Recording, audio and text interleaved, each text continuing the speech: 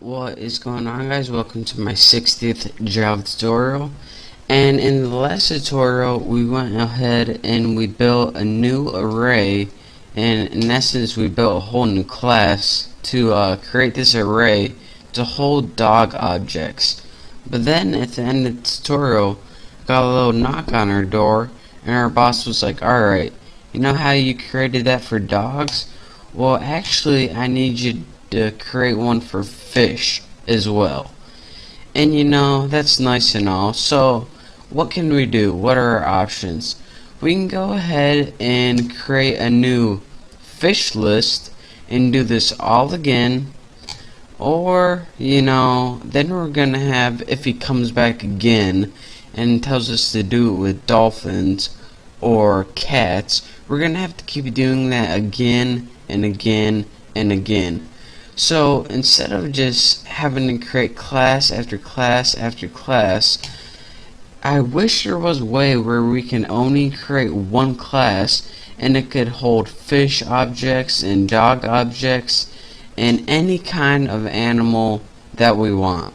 So then when our boss says, alright, I need you to actually create one to hold birds, we're gonna be like, oh, you know what?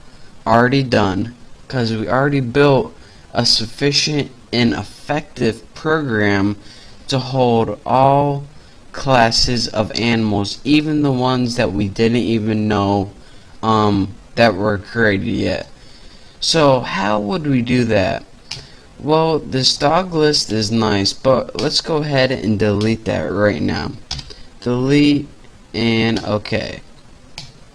So instead of just creating a bunch of different classes to hold objects, let's go ahead and make one final thing, and we're going to name it animal list.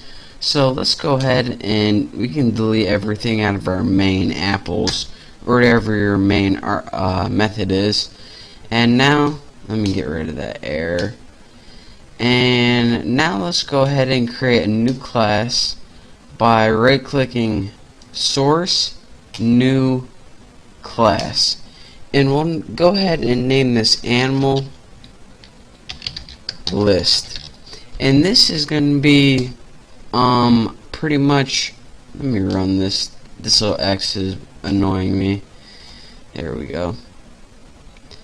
And this is pretty much going to be the class that has our array to hold any type of animal, whether it be dog, fish.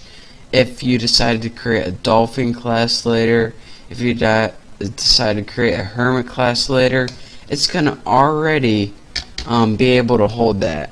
So the first thing that we're gonna want to do is create an array to hold type animals. And remember, these dog, fish, since they extend animals, all of these are type animals already. So let's go ahead and put private animal.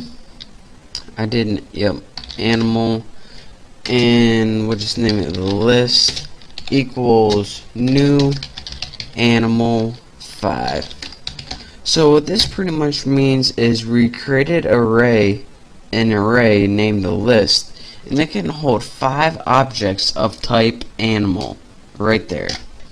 So after this, let's just go ahead and make our counting variable private I equals 0, and now we can go ahead and build, I always do that, int I equals 0, and now we can go ahead and build our method, and that's public void, we'll name it add still, but we have to spell void right, add, and we'll put animal A. So now it takes one parameter, which is an animal object, and now we'll just do that test again. If what do we name it? The list, or actually we want to do if I is less than the length. If I is less than the list dot length, so it would be 5 in this case, but just in case you change this, then you won't have to change it each time, so that's why I'm doing that. So if I is less than the list length, what do we want to do? Let's go ahead and do the exact same thing we did last time.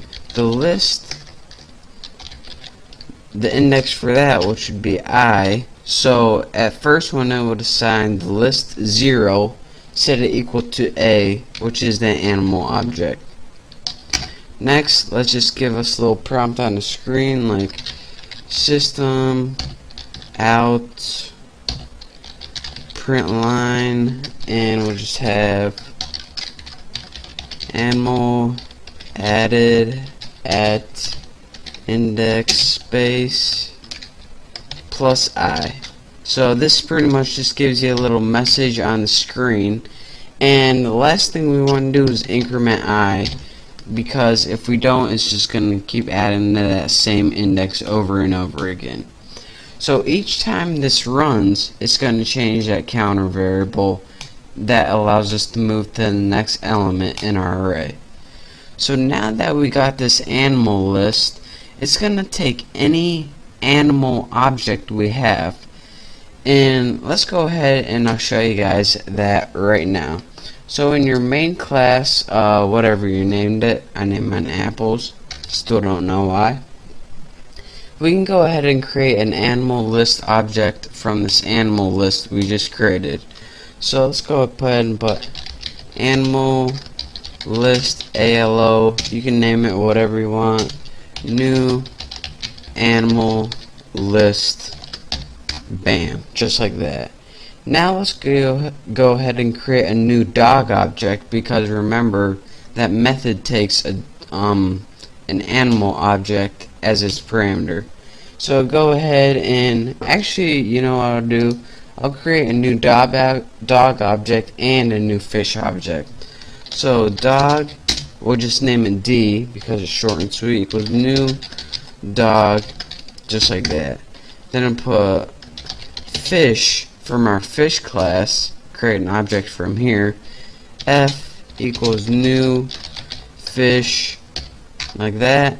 Now we can go ahead and call the add method in our ALO.add. First of all, we'll add that dog, and now we'll do ALO.add,